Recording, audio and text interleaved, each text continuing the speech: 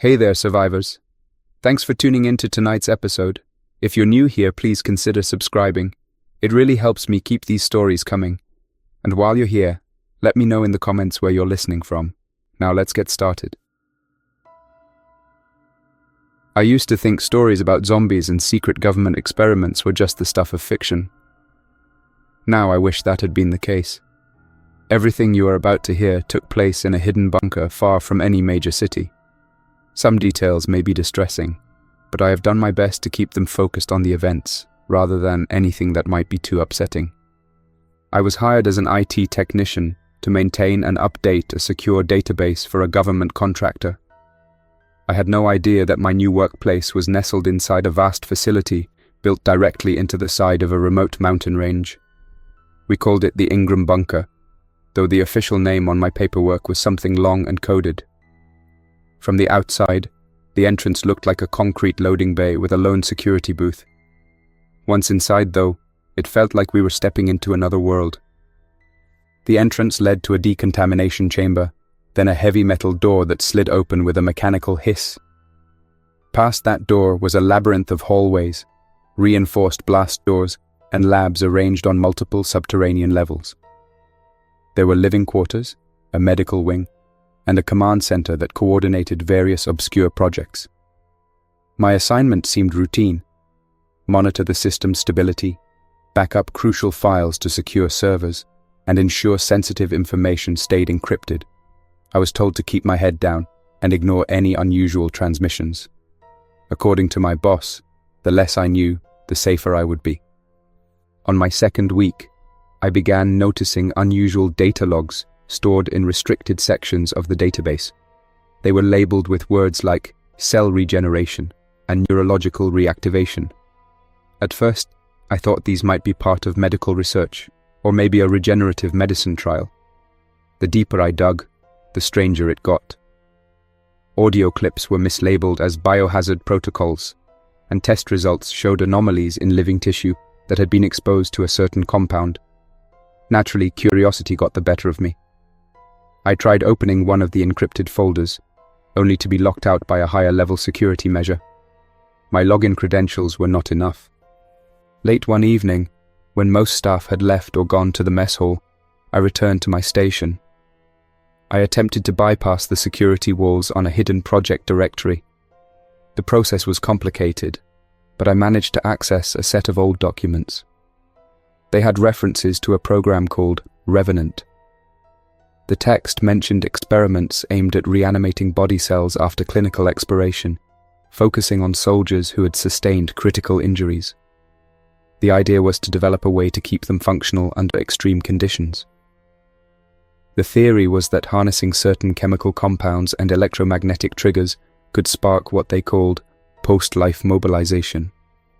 I felt uneasy, but kept reading. The data indicated that side effects included sporadic bursts of aggression, cognitive decline, and a rapid spread of this unusual state through direct contact. The notes were incomplete, with entire paragraphs blacked out or replaced by jargon. Then I found references to a core lab, a sealed wing I had only heard rumors about. Some said it was tucked behind the deepest level of the bunker, beyond a hallway that had been marked off limits for years. That same night, just after I finished examining those files, the facility's alarm system blared. Red lights flashed, illuminating every corridor. Through the intercom, a voice instructed all personnel to remain calm and proceed to the designated lockdown zones. My station was in a small room with 3 server racks and a single exit. A forced lockdown would seal my door for at least 12 hours. Before the shutters could trap me in, I hurried out, searching for any colleague who knew what was going on. The corridors were in chaos, with scientists rushing around, security staff bolting steel gates, and automated announcements repeating that a containment breach had occurred. During training, we were told that a containment breach usually indicated a leak of hazardous materials. This was not my first experience with such a drill. Normally we would wait in a safe area, log the event, and then stand down once it was declared a false alarm. But the panic in everyone's eyes felt different this time. The overhead announcement looped. Attention, Code Black. Emergency alert. The first infection was detected. All personnel must follow isolation procedures. The phrase infection triggered my memory of the restricted files. My breathing grew shallow, and I needed to find answers. I joined a small group of technicians who were headed to the lower-level break room, which doubled as a muster point for emergencies.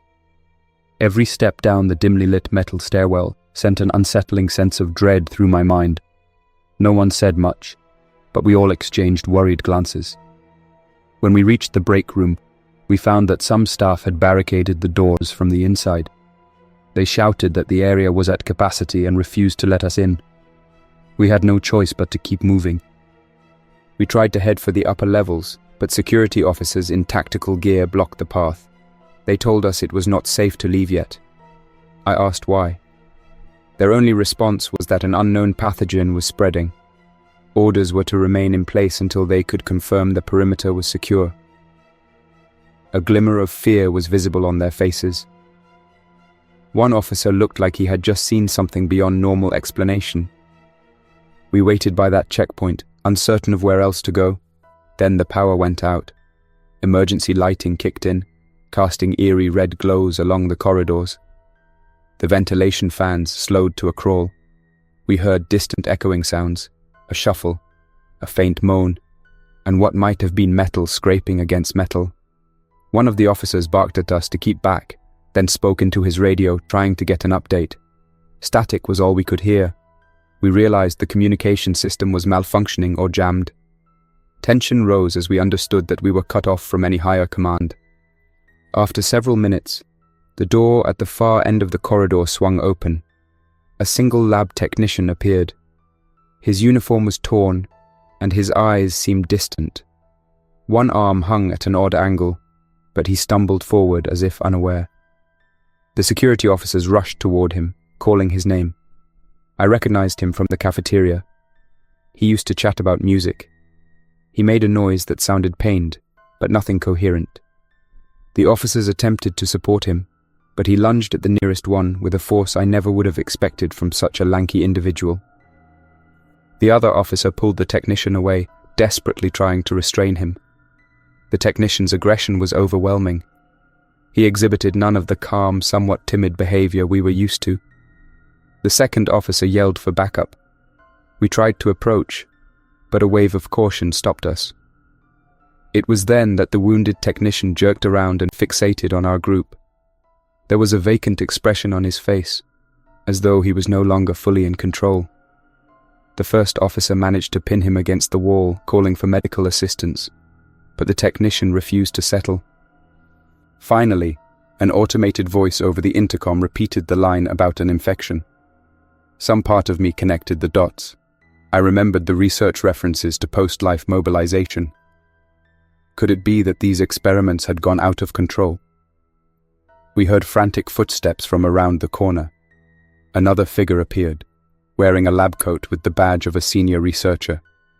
She yelled for everyone to seal this corridor and not let the injured man near anyone else. The officers looked uncertain, but something in the researcher's voice compelled them to listen. She approached us carefully, explaining that the outbreak was not a typical pathogen. It was connected to an experimental compound tested in the core lab. She insisted that we avoid contact with any individuals displaying erratic behavior, and that the virus might be transmissible through direct contact. Suddenly, the battered technician lunged again, catching one of the officers off guard. In an act of desperation, the other officer shoved the technician back and locked down the segment of hallway, trapping the injured man on the other side of a reinforced door. We could see him through the small window, striking it repeatedly without showing any sign of pain. In the red emergency lighting, we realized we had to move quickly. The senior researcher told us there was a control room deeper in the bunker that might still have stable power and communications. If we could reach it, we could send a distress signal, or at least figure out how many sections of the bunker were affected. It was clear that people were being transformed into mindless entities. Zombies, as the outside world might call them. Though I had never believed in such stories, the evidence was staring me in the face. We followed the researcher's lead. She unlocked another corridor using a keycard that gave her higher clearance. The path took us through an older part of the facility I had never seen. The walls were reinforced, but cracks showed that some parts of the structure had suffered from years of neglect. Dim overhead lights flickered. As we walked, the researcher explained that the core lab had been running trials with a compound derived from modified viruses. The plan was to create a medical breakthrough that could heal fatal wounds. Early tests suggested the reanimated subjects displayed an inability to follow normal cognitive functions. Aggression was one of the side effects. The outbreak, she said, happened when a containment chamber malfunctioned. As we reached the next level, the lights brightened slightly. We found a small checkpoint room with old metal benches. The radio console there was offline, but I was able to power it up using a backup generator. Static crackled through the speakers. The call sign for the facility's main control center was repeating a pre-recorded loop. Emergency alert. The first infection was detected. Evacuate non-essential personnel. Initiate lockdown procedures.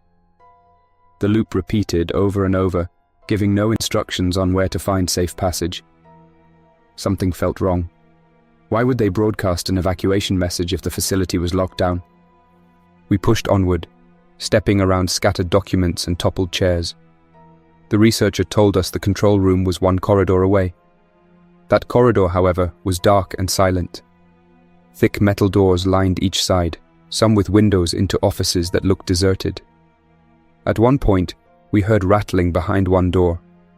We paused, unsure if it was a colleague in need of help or another infected individual. After a moment of tense silence, we decided to move on. We had no equipment or medical kit to help anyone, and we were instructed to avoid contact until we understood the infection better. At last, we arrived at a heavy metal door with a sign that read, "Authorized personnel only."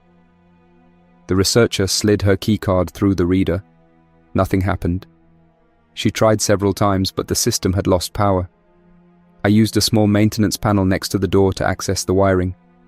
With a bit of improvisation, I managed to restore enough power to the lock mechanism so we could open it. On the other side was a hallway that led to a thick window. Beyond the glass, we saw a large central chamber filled with blinking monitors and control panels. A single figure sat at one of the stations. It was too dark to see their face clearly. We tapped on the window to get the person's attention. They slowly turned to face us. There was a slight tilt to their head, and for a moment I was relieved to see someone still conscious. However, they stood up in a jerky motion, moved to the door, and pressed their badge to unlock it. When the door opened, we realized their lab coat was stained with fluid. They stared at us with an unnatural gaze. Before we could greet them, they stepped aside, almost as if letting us pass by without resistance. The researcher whispered that we should remain cautious, suspecting that this individual might already be affected. We entered the control room carefully. I noticed a series of monitors on one wall. Each displayed camera feeds from around the bunker. Mess halls, hallways, labs, living quarters. Some feeds showed complete darkness. Others revealed glimpses of people moving unsteadily through corridors. One feed displayed an entire group huddled in a corner, but it was not clear if they were infected or simply hiding. The figure who had let us in watched us in silence. Then, without warning, they reached for the nearest console and keyed in a series of commands. A mechanical voice announced, "Commencing partial lockdown of sub-level 3. I looked at the researcher, who seemed alarmed. We asked the person at the console to explain. They mumbled something about limiting the spread. Then, they abruptly collapsed. The researcher rushed over to check them. We saw that they had an ID badge naming them as a security systems operator. The name was unclear, smeared by old stains. Their breathing was ragged, and they struggled to speak. I tried to comfort them, but they only repeated the phrase, "We can't let them out." After a moment, their body went still. The researcher gently placed them on the floor, unsure if there was anything more we could do. I approached the main console. System alerts flashed all across the screen. Most of the upper levels had gone into full lockdown. Camera feeds from those areas showed gates sealed shut.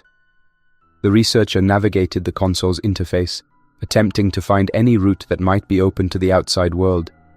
She discovered a secure elevator on sub-level 2 that might still offer a path upward, though its status was listed as access restricted. We realized we might be able to override that if we reached the elevator control kiosk on that floor. Just then, the lights flickered and a faint glow from the corridor told us someone else was approaching. I moved to the door panel to see who it could be. We heard slow, uneven footfalls. Ready to seal the door if needed, we peered outside.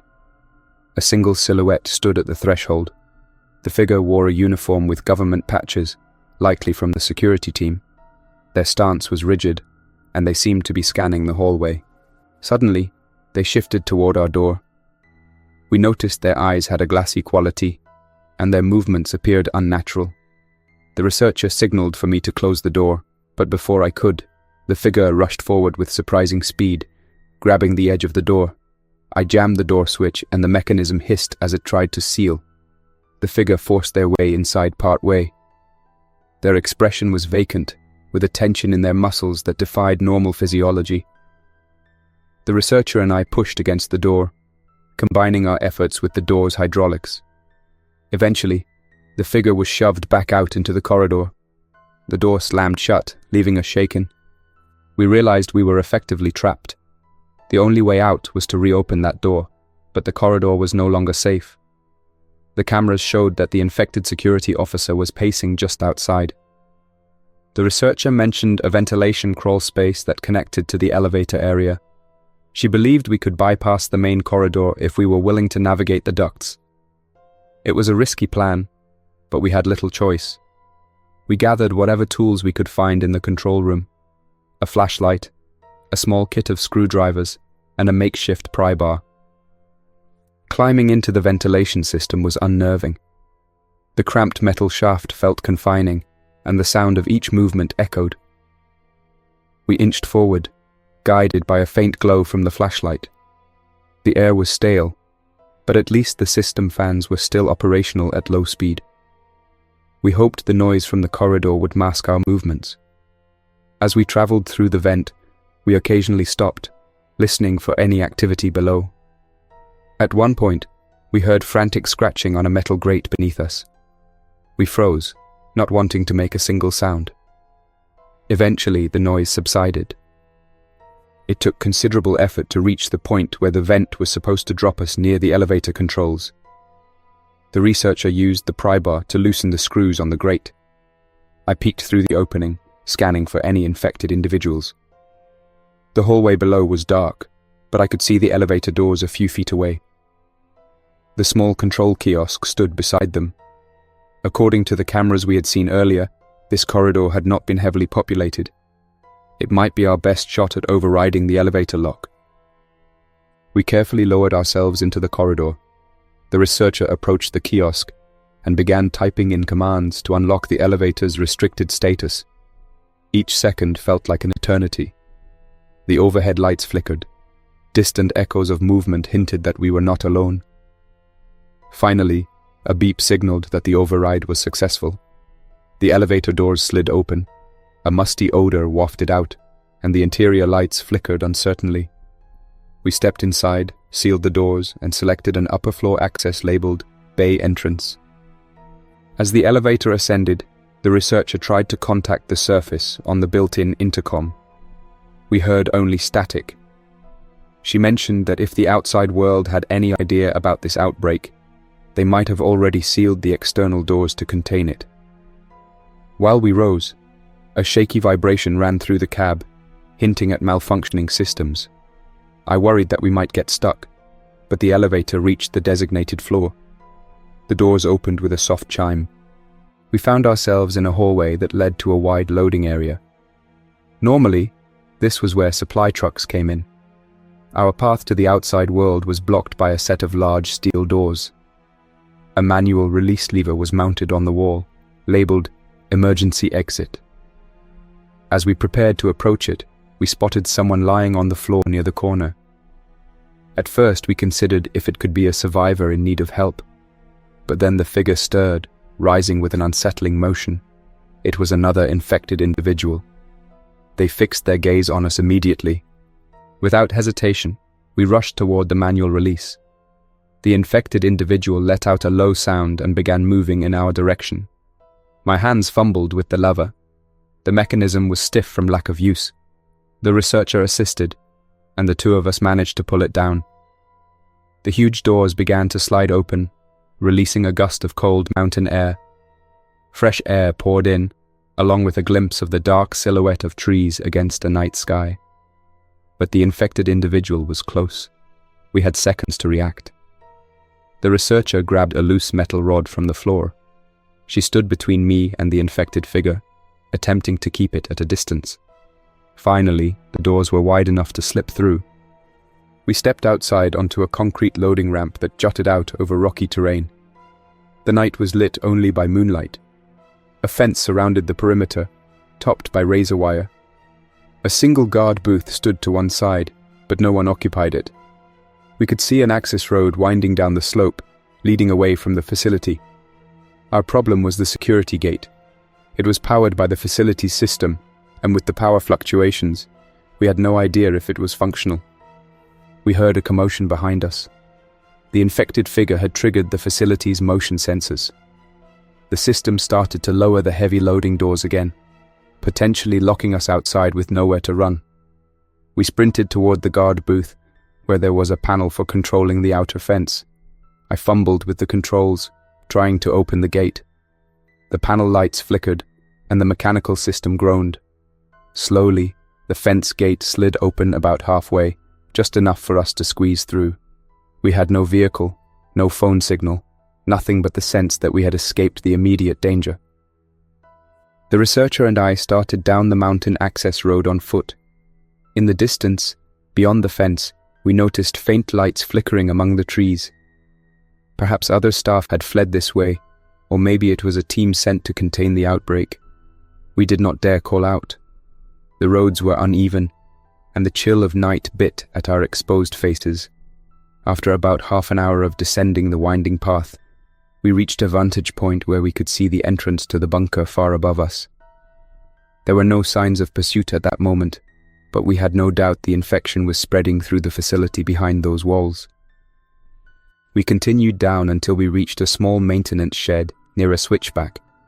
Inside, we found an old radio unit attached to a tall antenna. The power to the shed was minimal, but by connecting a few cables, we managed to get static on the radio. At first, we only heard faint transmissions that were hard to decipher. Eventually, we caught fragments of a broadcast repeating the same message. Emergency alert. The first zombie infection was detected. All citizens must avoid contact with infected individuals. Seek secure locations. It sounded like an official public advisory, though the signal was weak. This confirmed our fears that the infection might have spread beyond the bunker, or, at the very least, the outside world had been warned. The researcher slumped against the wall, trying to catch her breath. She told me that if the infection truly originated in that hidden lab, it might only be a matter of time before it reached populated areas, unless a full-scale containment effort took place. I tried to broadcast a message explaining our situation, but we had no response beyond static. The mountainous terrain made communication difficult. We realized that we needed to keep moving and find a more reliable means of alerting authorities. Leaving the shed behind, we followed the road until it connected with a larger route leading towards a distant highway. That journey was fraught with apprehension. Every rustle of leaves or snap of a branch set our nerves on edge.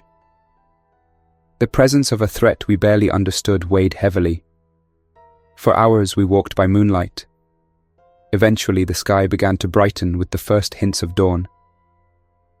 In the daylight, the winding road revealed just how remote the facility was. Towering pines lined the path, and rocky ridges rose all around. Finally, we spotted a small ranger station near the entrance to a national park zone. We rushed toward it, hoping to find people. The building appeared deserted, but the door was unlocked. Inside were maps, radio equipment, and a few notes pinned to a corkboard. We tried the radio again. This time, we caught a faint reply from an emergency operator. We explained who we were and what had happened at the bunker. The operator sounded astonished. They had received scattered reports of irregular behavior in nearby towns.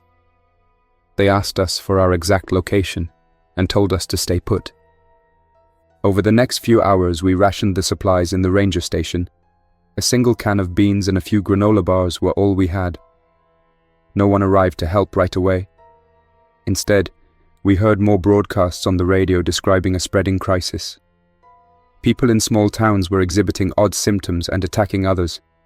Some news outlets referred to it as a strange outbreak. Others used the word zombies outright. The researcher looked at me, and we both realized that the secrecy surrounding the bunker's experiments had allowed this crisis to brew under the radar. Now the entire region was at risk. On the second day at the ranger station, an unmarked helicopter flew overhead. We rushed outside, waving desperately. It circled once, then moved on, as if surveying the area. We listened to the radio for official instructions. We picked up a new broadcast that said the government was urging everyone to shelter in place. There was mention of quarantine checkpoints being set up on major highways. The reported cases of aggressive infected individuals continued to climb. For a week, we remained in that ranger station, afraid to venture out. We gathered wood, drank from a nearby stream, and tried to keep track of the situation through the radio. Sometimes we saw vehicles speeding down the distant road, but they never stopped. Each broadcast repeated the dire warnings: avoid contact with infected, stay indoors, do not attempt to engage with them. Government authorities claimed they were working on a solution, but no one ever mentioned the hidden bunker or how it might be the source of this outbreak. On the 8th day, the power at the ranger station failed entirely. The radio cut out, leaving us with only the faint static of a battery-powered handheld unit. We realized we could no longer wait. Our food was nearly gone, and the water purification tablets were running low. The researcher suggested we make our way to a larger town or a military checkpoint. We packed what little we had and set off down the dirt road that led toward civilization. Every now and then, we spotted footprints, signs of people who had come this way before us. We hoped they had not run into infected individuals. As we continued, the researcher confided that there might be a small possibility of reversing the infection if the original pathogen was localized. She said that in theory, if the bunker could be fully sealed, the spread might be contained.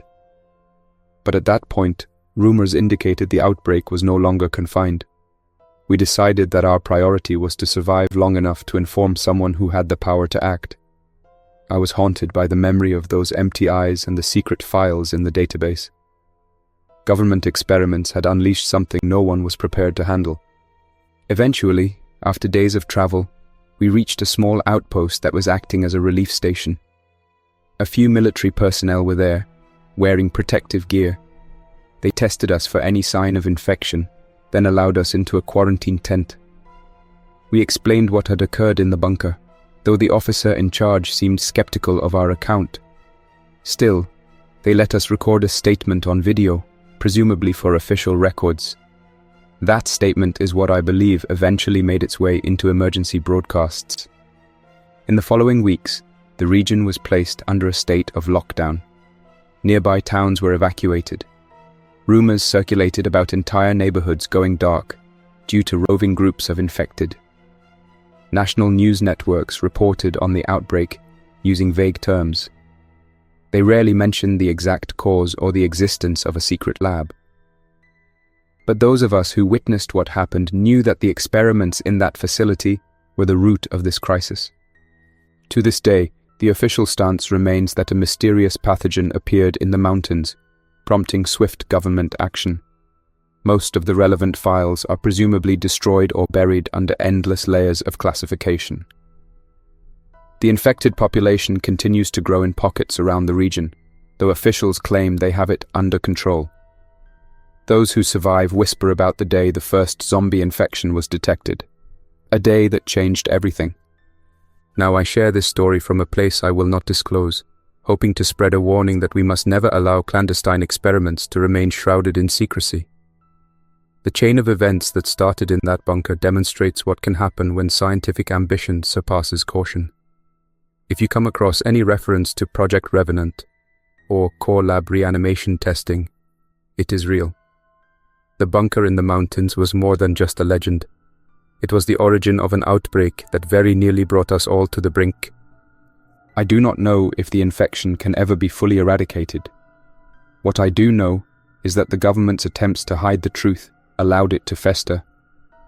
If you are hearing this, and you have any ability to influence decisions, please urge caution and transparency. The outbreak serves as a reminder that once such forces are unleashed, they are incredibly difficult to contain. We may have escaped the bunker, but the consequences of that night will haunt our world for a very long time. The last thing I want to emphasize is that you should remain alert if you see any strange symptoms in those around you. Officials suggest contacting emergency services and keeping your distance. Whether they call them zombies or infected, it amounts to the same threat. I hope this account provides insight into the events that transpired, and I hope it urges everyone who hears it to demand answers. Secrecy was never the answer. We paid the price when the first infection was detected, and the world must learn from this mistake. That's all for now. Thanks for listening. If you enjoyed this story, don't forget to like and subscribe for more unsettling creepypastas. Your support keeps my channel alive. Until next time, stay quiet, stay vigilant, and trust nothing, not even the silence.